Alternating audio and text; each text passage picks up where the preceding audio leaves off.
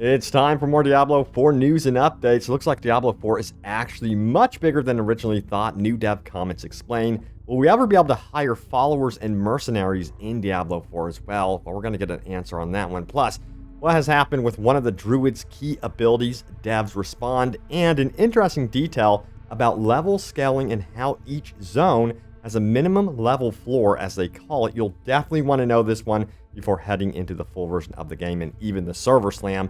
Plus, the PC minimum, maximum, and ultra recommended specs have been revealed, so let's take a look at that. And mentioning PCs, check this out right here. So here it is. Yes, congratulations to Chuck, Brian, and Kurdian for winning a $20 Steam gift card, and special thanks to Zydex PC for making this giveaway possible. And yes, I use my Zydex PC every single day for video editing, and it's the crucial tool for crafting and recording these very YouTube videos at the highest possible quality. Whether I'm playing Diablo 4 on ultra settings without any issues or creating my thumbnail artwork, my Zydex PC runs like a breeze and always delivers with top performance while remaining as quiet as a mouse. Zydex PCs offer a wide variety of PC build options to also match your budget and performance needs. And get this, you can customize your Zydex PC to match your personality. Zydex PC was always there for me personally during the build process of my own PC, so you can have the confidence that your PC is being built right. And if you use my link in the description below, don't forget my discount code as well. Find out more about Zydex PCs by clicking that link in the description below. So let's get into this right now. First and foremost, starting out right here with Simon, who says PC Gamer interview with you says level 80 plus, a bit more to get to level 100 in Diablo 4, but older interview says up to 150 hours to get to level 100. Can you clarify what is more accurate? And the response is from Joseph Perfora, who says reaching level 100 will take 150 plus hours for the average player experience. So yes, it seems like that one interview was kind of inaccurate, saying that it was 80 hours to get to max level. It is 150 hours, which is incredible. But you also have to remember, the battle pass throws a wrinkle into this as well, because they did state to get through all of the battle pass for a season, it's going to take you a whopping 80 hours, which is pretty good. And yes, the Diablo community definitely had an opinion on this one. Check it out right here. It says, I've played Diablo 2 for 20 years and never hit max level. I figured it's basically the same concept. A ton of upvotes on that one. And the reply here, 150 hours is way easier and faster than Diablo 2. Again, highly upvoted comment right there. So I'm assuming that's how the community is feeling overall about that situation. But you got to remember that there's this right here as well.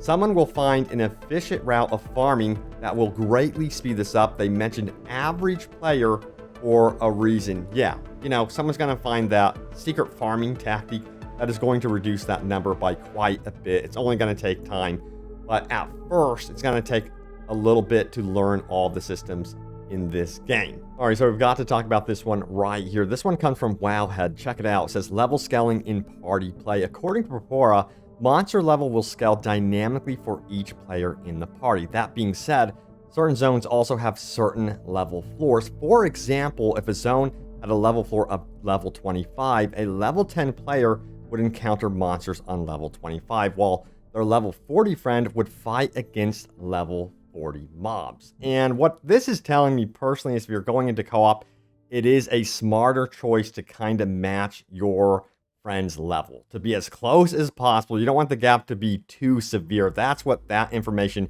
is telling me right there. So that is pretty important. But what about followers and mercenaries? Let's take a look. I was going to say this. As of now, certain named characters will help players out throughout the story, but Blizzard doesn't have anything to announce regarding hirelings in Diablo 4.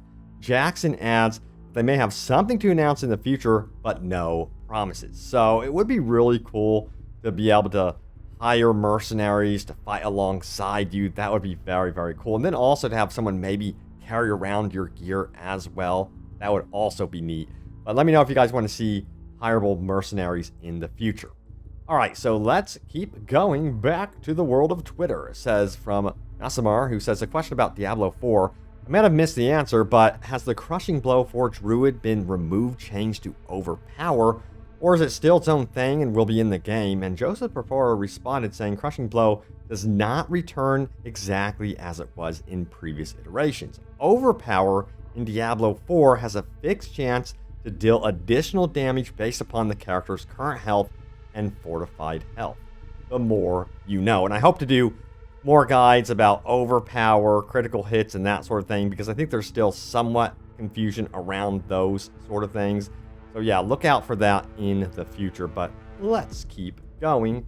All right, next up we have King X Leonidas, who says, are the server slam characters being reset for launch, or are they carrying over? And Adam Fletcher of Blizzard says they're gonna be reset. So do not expect to keep your progress from whatever you accomplish in the server slam over into the full launch of the game. Of course, yes, you can expect the beta rewards to actually carry over, so that is going to be what actually does carry over. It's just your progress won't. All right, so what's next? Let's find out. So we have this one right here. It says, is there any article where I can find information regarding how servers and realms will work in Diablo 4? Looking forward to playing with a friend that lives in another continent. Guess he will play with a lot of ping, right? And Adam Fletcher did respond to this saying, the game doesn't have specific servers to create characters on. It's across the whole globe. Friends can play together no matter their distance from each other. The game will try to find a server instance in between to balance latency. So there you have it. It seems like they're already thinking of a solution to this problem. I'm hoping that this is going to answer a lot of concerns regarding that. And yes, I do imagine that the launch of the game will be a bit rough, but I'm thinking that this might actually fine-tune the experience as time goes on and make it smoother. So there's that. All right, so onward. We have this one right here from Dark, who says, hey Adam, any updates on the HDR color issues? The game has multiple accounts of washed out or haziness. OLEDs also have an issue with blacks looking much brighter than it should. And Adam reassures, yes, team has made a good amount of updates since beta. Yeah, I actually have an OLED over here, and I will be sure to test that out and see if I have an update for you all on that one. But you know what? Let's keep going, because Spartan also has a question here. It says this, I could have sworn I saw a blue statement that HC Fields of Hatred would not be permadeath. He's saying hardcore Fields of Hatred, so hardcore PvP experience. Did you guys backtrack, or was another employee given bad info? Just curious. And Adam Fletcher says, don't know, but you do indeed die in hardcore in PvP. I guess people were kind of shocked by this. And they're like, oh no. But there are ways that have also confirmed and reassured that you can completely avoid PvP if you want to. Unless, I guess, you accidentally walk into a PvP zone, which that might be a possibility because it seems to be all very seamless, like the dark zones from the Division. So I could just imagine that happening to some poor hardcore player in the future. All right, we also got to talk about something else that we really haven't discussed a lot on the channel, and that is those key passives. Check it out right here. It says key passives. Unlocked at level 32, key passives dramatically affect how your other skills operate, tweaking your playstyle towards a unified goal as you unlock them. And yeah, here's an example of what we're going to expect for the Barbarians, of course. Some cool stuff going on here, but it definitely does encourage players to narrow their focus, which, anyway, you know, I encourage that. Anyway, with this game, I don't recommend going jack of all trades, so I think that this isn't too much of an issue. However, some people say that this is a big issue. Check out this thread right here. It says, Diablo 4 builds are too narrow, and it's the key passive's fault.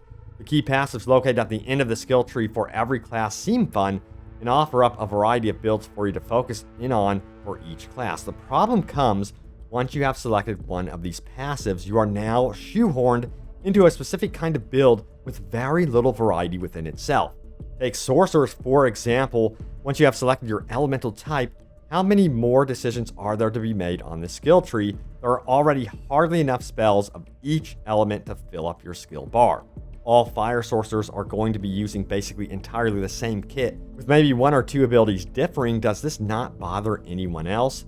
This narrow scope applies to all the classes except Barbarian and Rogue, since they don't have elemental damage types to lock themselves into. Now, Barbarian is definitely the more free of the two, though. His builds seem more open-minded, and driven by player choice than the rest of the classes. I guess that's probably one of the reasons why I'm so excited to play Barbarian. Now, it says the Paragon board and legendaries aren't going to help with this either.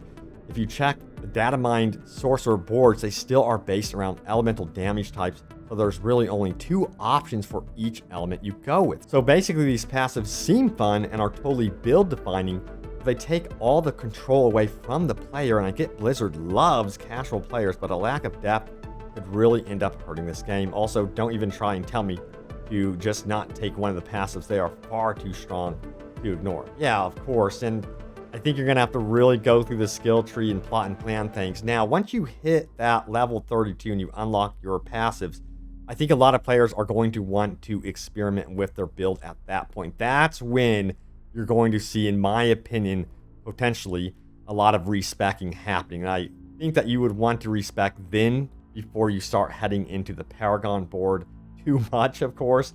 So I think at level 32, you're going to have some major decisions based on whatever gear you're acquiring, whatever you're doing with your skills. You might have to reassess a little bit as you go based on those passives. So always have in the back of your mind what you're going to be doing with those passives. But again, don't recommend jack of all trades. You should be really focused in on one thing, which should make it pretty easy to decide on what passive you have. Now, what he's talking about with lack of variety with the sorcerer, what Blizzard has said about the classes, they do plan to update them as we go along, adding new skills, abilities. So I think that's going to become potentially a non-issue in the future. But yeah, a lot of you guys are probably wondering, hey, Robbie, what about the PC requirements? You promised me you would show me those requirements. So yeah, we have this right here. It says launch system requirements for PC. And you guys can pause the screen. Of course, we have the minimum spec requirements, as you can see right here. And then, of course, the medium spec requirements and the high spec requirements. But wait, there's also the Ultra 4K spec requirements.